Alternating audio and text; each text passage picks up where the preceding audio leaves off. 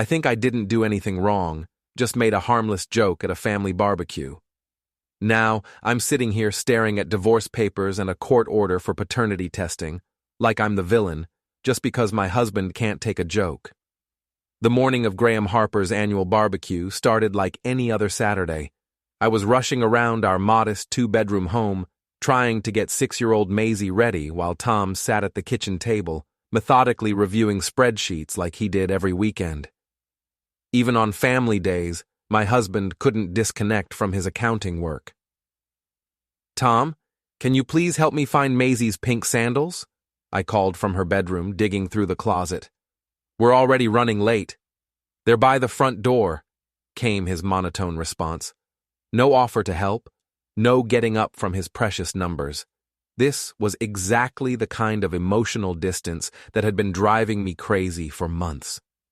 Maisie bounced into the kitchen wearing her favorite sundress, the yellow one with tiny flowers that brought out her honey-colored curls. "Daddy, are we going to see Uncle Lyle today?" Before we dive deeper into this story, I have one small request. Please subscribe, drop a like, comment, and hit that hype button to boost this channel so more people can discover these incredible stories. Tom's jaw tightened slightly. "He's not your uncle, Maisie. He's just Daddy's friend." I rolled my eyes as I grabbed the sandals. "Don't be so uptight, Tom. She's known Lyle since she was born. He might as well be family." The drive to the Harper house was tense, filled with Tom's silence and the radio playing softly. I tried to make conversation about the weather, about Maisie's upcoming school play, about anything really, but Tom just nodded and kept his eyes on the road. Sometimes I wondered if I'd married a robot instead of a man. Graham Harper's backyard was already bustling with familiar faces when we arrived.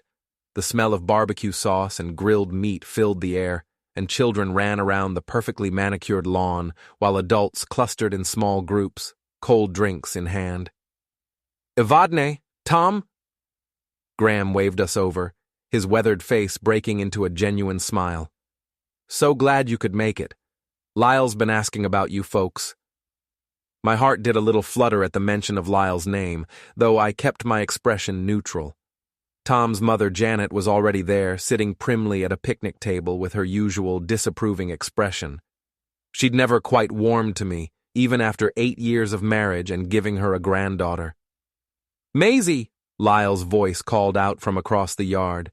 He jogged over, his dark hair slightly tousled from the heat, wearing a casual button-down that showed off his athletic build. "Look how big you've gotten, sweetheart." Maisie giggled and ran to him, and he scooped her up in a bear hug. Watching them together always made something warm bloom in my chest. Lyle had a natural way with children that Tom had never quite mastered.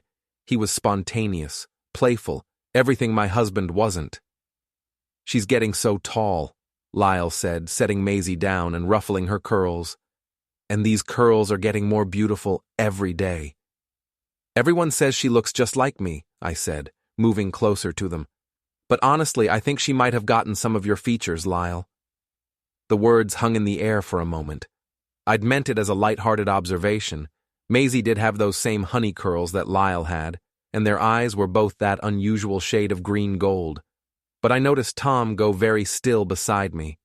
"Kids pick up traits from all the adults around them," Lyle said with an easy laugh, but something flickered in his expression. My sister Ruth, who'd been chatting with some of my colleagues from the medical office, drifted over to our group.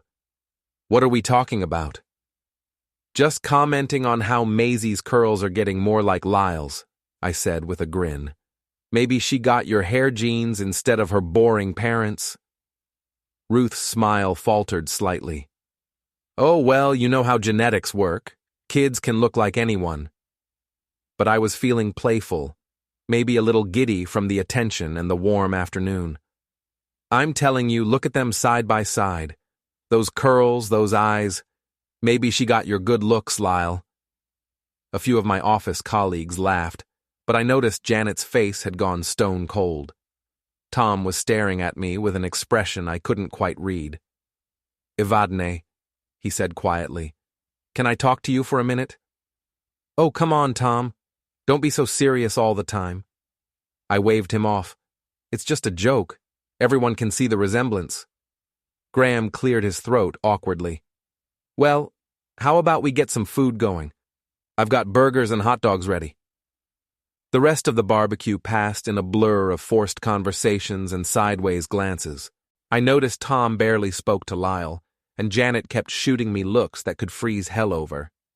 Even Ruth seemed subdued, changing the subject whenever I brought up how cute Maisie and Lyle looked together.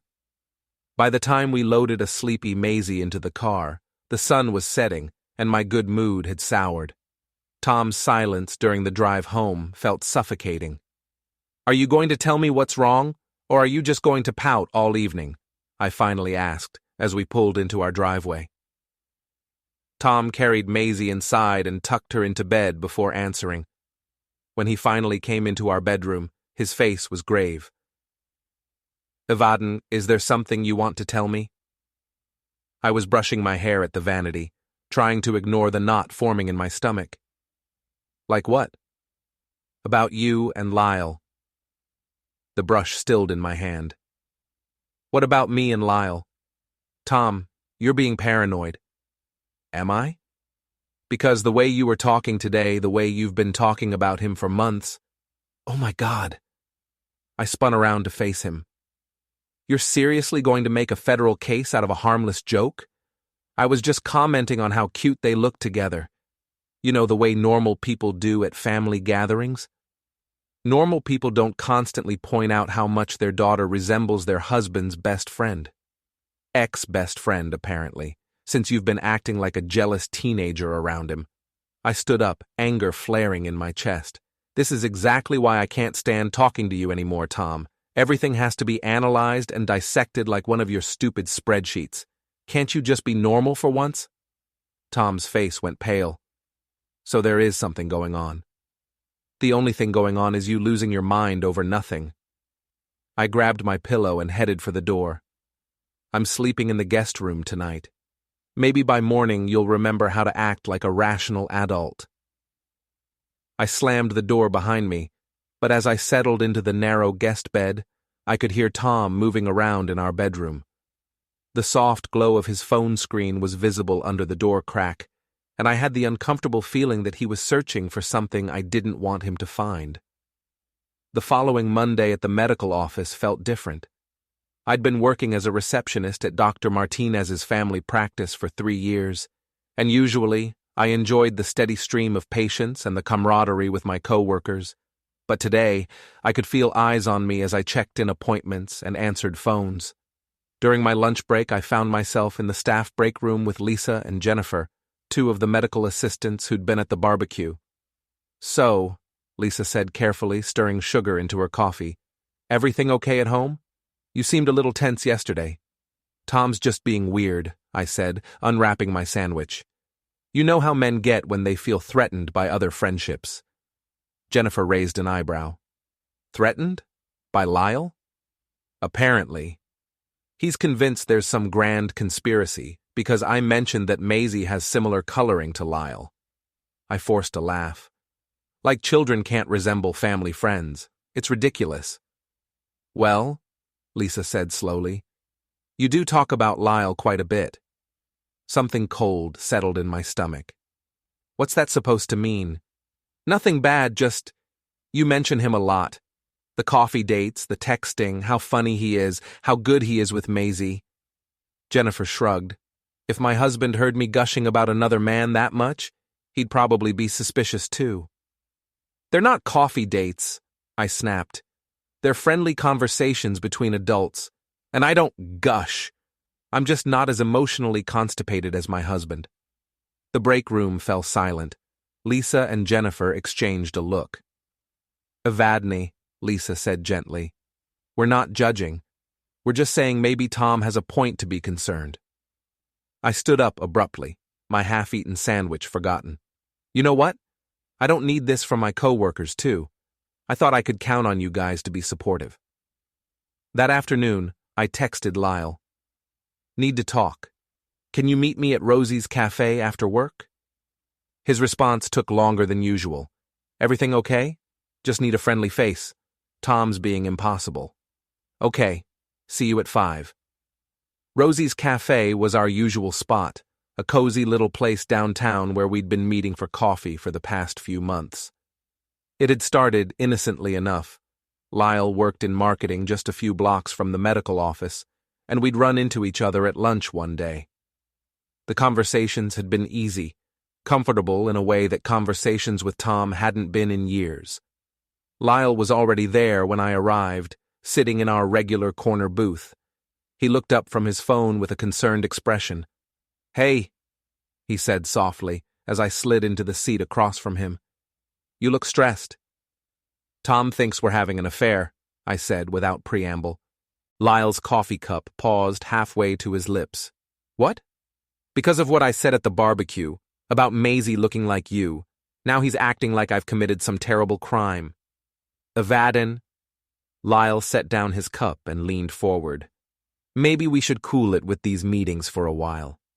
The words hit me like a slap. "Are you serious? You're going to abandon me too?" "I'm not abandoning you. I'm trying to be smart. Tom's my oldest friend. Was your oldest friend. He's barely spoken to you in months. Because he suspects something's going on between us." "Is there?" The question slipped out before I could stop it. Lyle went very still. "Evadne. I mean, we talk every day. We meet for coffee twice a week. You know more about my life than my husband does." I reached across the table and touched his hand. "Sometimes I wonder what would have happened if I'd met you first." For a moment, neither of us moved. Then Lyle gently pulled his hand away. "You're married," he said quietly. "You have a daughter." "I know that, but I can't help how I feel." "Then maybe Tom's instincts are right." I stared at him, feeling something crumble inside my chest. "So that's it? You're just going to cut me off? I think we need some space to figure things out." I left the cafe feeling raw and abandoned. At home, Tom was helping Maisie with her homework at the kitchen table, both of them bent over a worksheet about addition problems. They looked up when I came in, and I saw something in Tom's expression, a wariness that hadn't been there before. "How was work?" he asked politely. "Fine." I hung my purse on the hook by the door and noticed Tom's eyes follow the movement. "I'm going to start dinner." "Already ate," Tom said. "Made mac and cheese for Maisie. There's some left if you want it."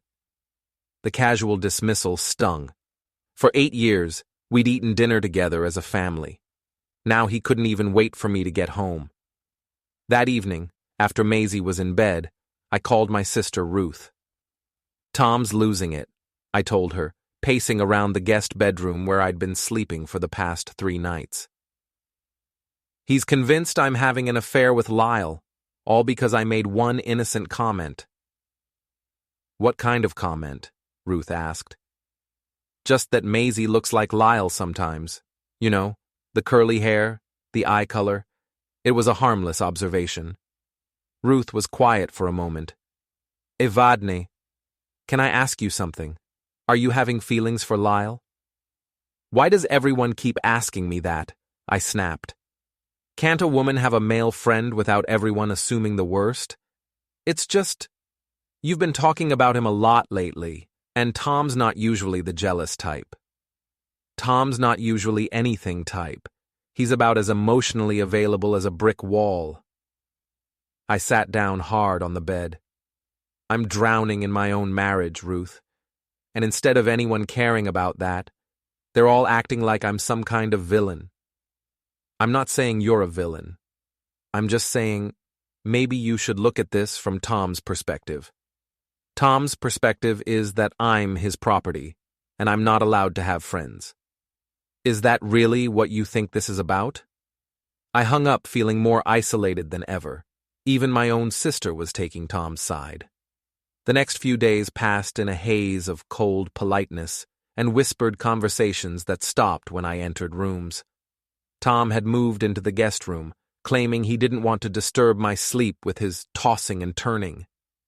Maisie kept asking why Mommy and Daddy were acting funny, and I found myself telling her that Daddy was just stressed about work. On Thursday, I came home to find Tom sitting at the kitchen table with a stack of papers spread out in front of him. When he saw me, he quickly gathered them up, but not before I caught a glimpse of a letterhead that made my blood run cold. Family Law Associates. Tom, I said carefully, what are those papers? Just some research, he said, not meeting my eyes. Research about what? About my options. The words hung between us like a loaded gun. I wanted to demand answers, to scream at him for being dramatic, but something in his tone warned me off. Instead, I went to my room and deleted every text message between Lyle and me, then sent him a quick message. Delete our conversations. Tom's getting lawyers involved. His response was immediate. Jesus, okay. Maybe we shouldn't text anymore.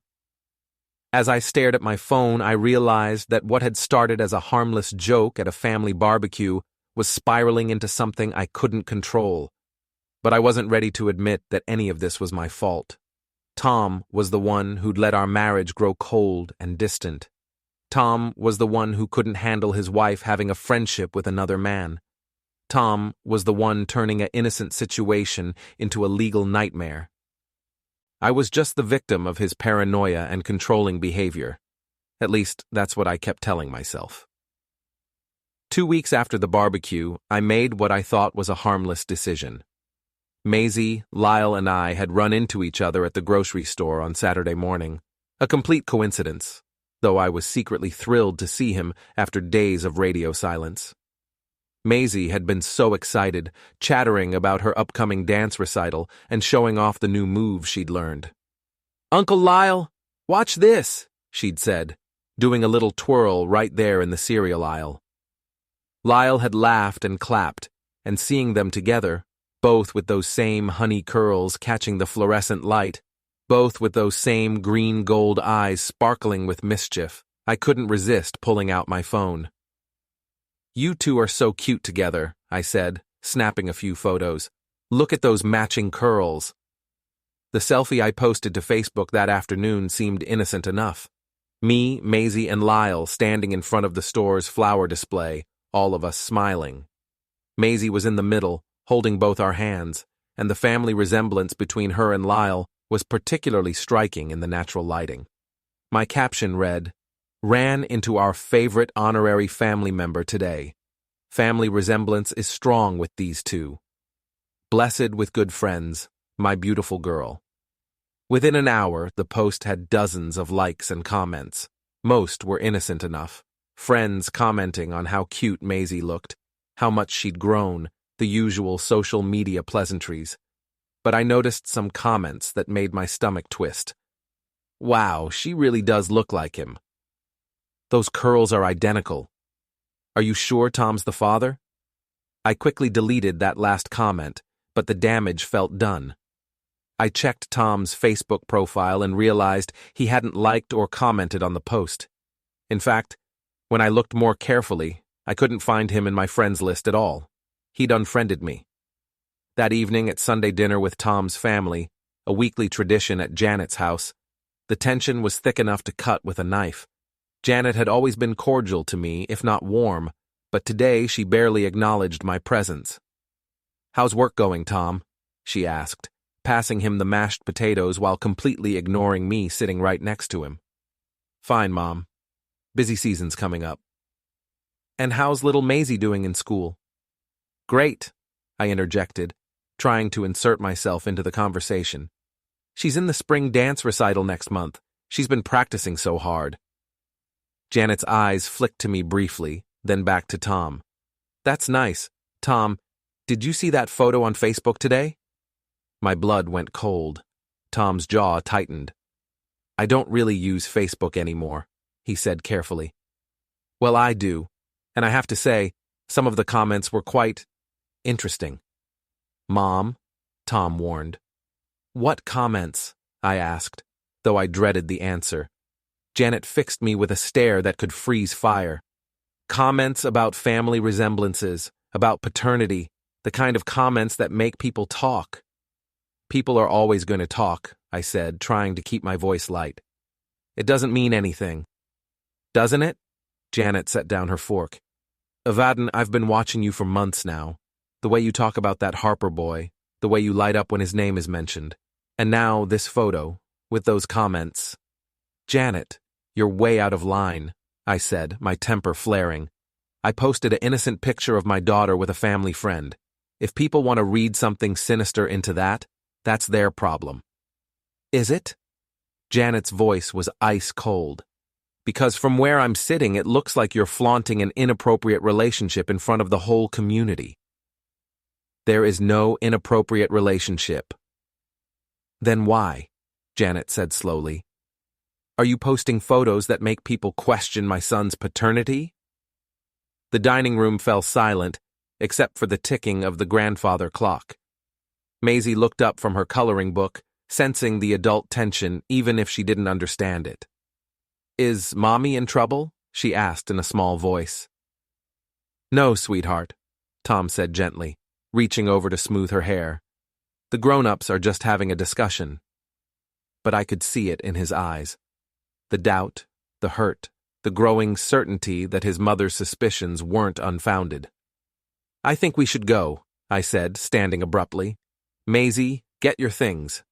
But we haven't had dessert yet, Maisie protested. We'll have ice cream at home. The drive back was silent, except for Maisie's chatter about her coloring book. But I could feel Tom's anger radiating from the driver's seat, and when we got home, he followed me into the kitchen. We need to talk, he said quietly. If you're going to lecture me about that photo, I'm not going to lecture you. I'm going to ask you directly. Are you having an affair with Lyle? The question hung between us like a challenge. I could have told him the truth, that nothing physical had happened, that we'd only had coffee and conversations, that my feelings for Lyle were complicated but hadn't crossed certain lines. Instead, I felt my defenses slam into place. How dare you ask me that? How dare I ask my wife if she's cheating on me? I'm not cheating on anyone. God, Tom, do you hear yourself? You're so paranoid and controlling that you can't stand the thought of me having a friendship with another man. A friendship? Is that what you call posting photos that make half the town question whether I'm Maisie's father? That's not what I was doing. Then what were you doing, Evadne? Because from where I'm standing, it looks like you're either completely oblivious to how your behavior appears, or you're deliberately trying to humiliate me. The accusation stung, because there was a grain of truth to it. Part of me had enjoyed the attention, the speculation, the way people looked at Lyle and me together, and saw something that Tom and I had lost years ago. You're being ridiculous, I said instead, and if you can't trust your own wife, then maybe we have bigger problems than you think. Maybe we do. Tom left the kitchen, and I heard him moving around upstairs. When I went up an hour later, I found him in our bedroom, packing clothes into a suitcase. What are you doing? I'm going to stay at my mom's for a while. Tom, don't be dramatic. He turned to face me, and I was startled by the pain in his eyes. Evadne, I'm going to ask you one more time. Will you agree to a paternity test, just to put all these rumors to rest? The request should have been reasonable. If I had nothing to hide, if I was innocent of everything he suspected, agreeing to the test would clear the air and save our marriage. Instead, I felt cornered and angry. Are you out of your mind? You want me to subject our daughter to medical tests because of some Facebook comments? I want you to help me save our marriage. By proving I'm not a cheater?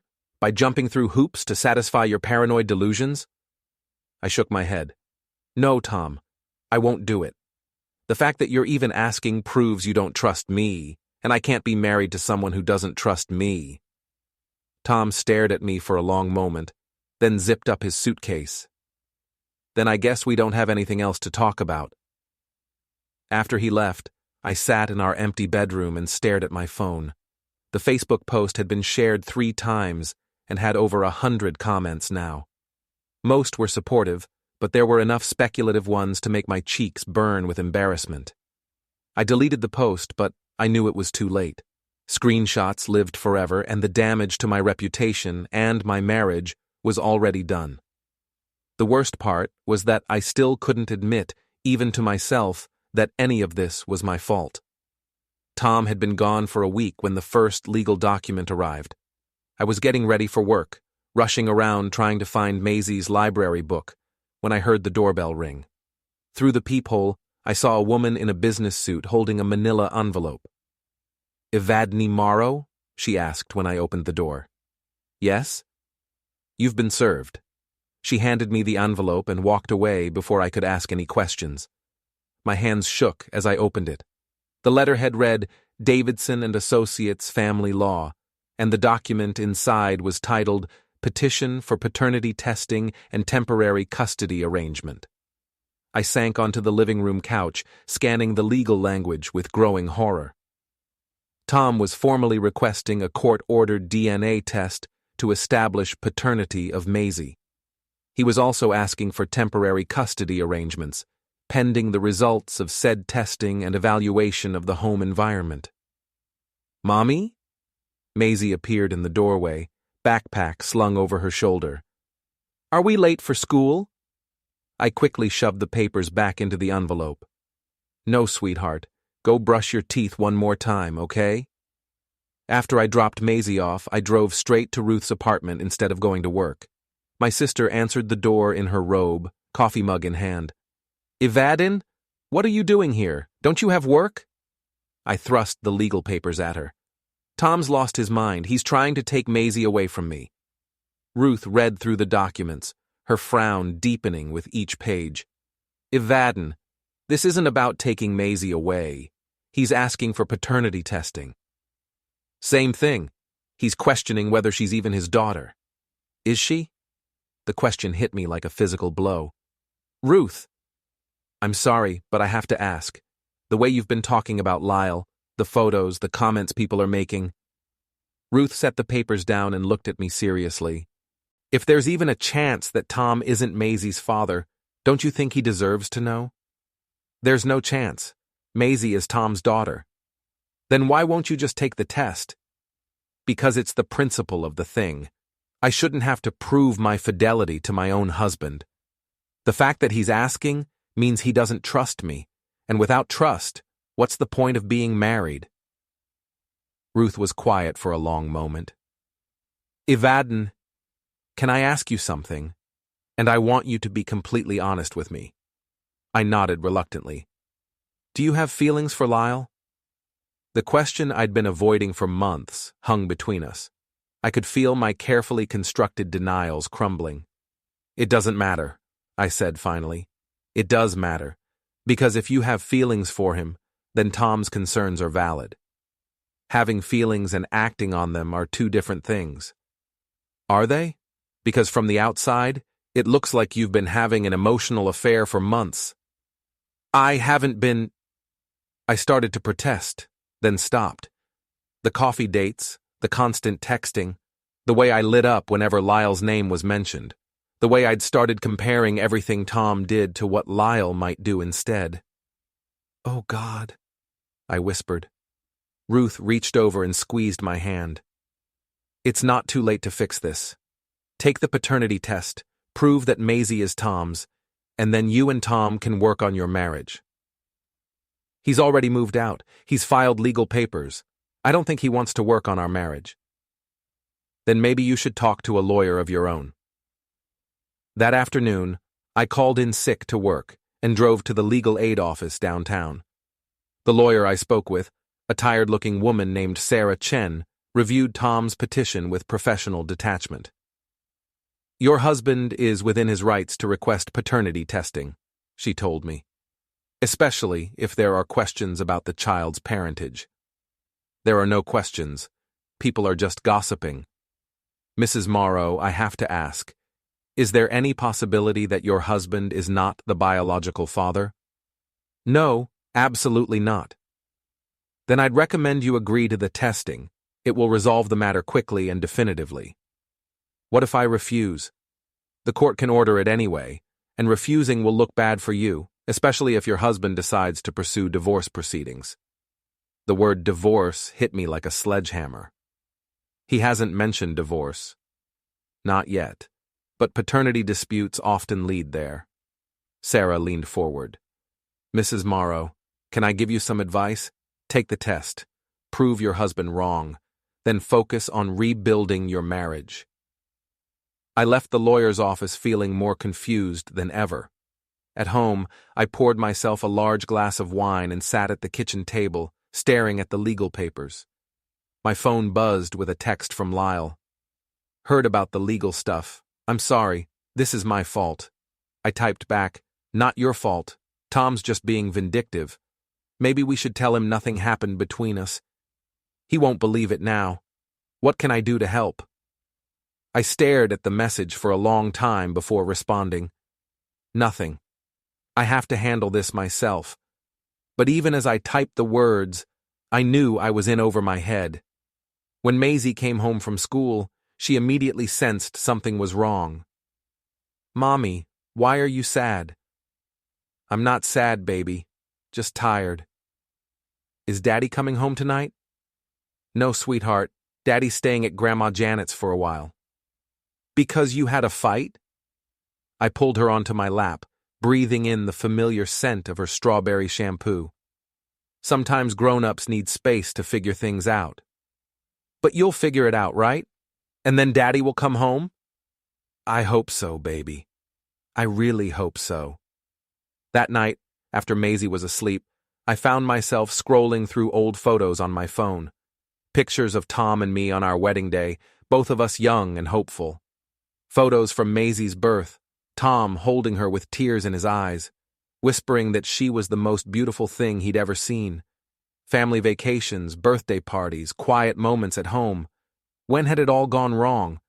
When had Tom become the enemy instead of my partner? But even as I asked myself these questions, I couldn't bring myself to admit the truth, that I'd been emotionally unfaithful to my husband, that I'd humiliated him publicly, and that his request for a paternity test wasn't paranoia. It was the reasonable response of a man who no longer knew if he could trust his wife. Instead, I told myself that Tom was being controlling and vindictive, that he was trying to punish me for having a friendship he didn't approve of, and that I was the victim in all of this. It was easier than facing the truth. The second set of papers arrived on a Tuesday morning, heavier than before, and so was the weight in my chest when I saw the heading, Petition for Divorce and Custody Modification. Tom wasn't just questioning Maisie's paternity anymore, he was ending our marriage. The exhibits were a knife twisting deeper, screenshots of my posts, records of my meetings with Lyle, cafe receipts, and, worst of all, text messages I thought I'd deleted.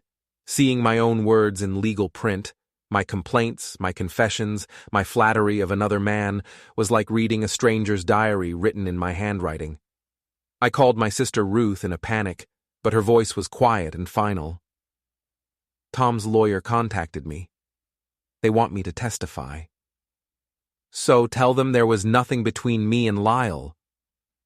There was something, Evadne, she said softly. Maybe not physical, but real enough to destroy your marriage. Lyle, when I finally reached him, was even colder.